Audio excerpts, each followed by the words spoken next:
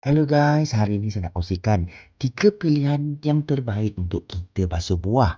Ya, basuh buah. So, saya ada blueberry dekat sini, saya hasilkan 3 bekas. Buah ni datang dari ladang, kadang dia ada wax, dia ada pesticide.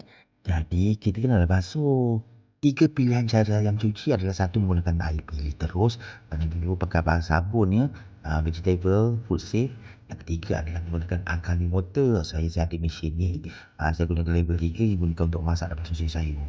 So dekat sini video ni saya sharekan 3 perancang. Boleh tengok dulu. Basuh dengan air pilih dan juga air akali tu kena gosok-gosok rapat tangan sikit. Tapi bila basuh dengan air sabun mudah kocak-kocak saja. Ni hasilnya selepas 1 minit lebih lah lebih kurang. Tengok yang basuh dengan food safe dishwashing soap ni berkesan sekali. Rendam saja, lili tu tanggal terus. Akli water pun performs juga. Tapi nampak gayanya, keadaan yang terbaik adalah dengan dishwashing. Jadi buatlah pilihan terbaik ya.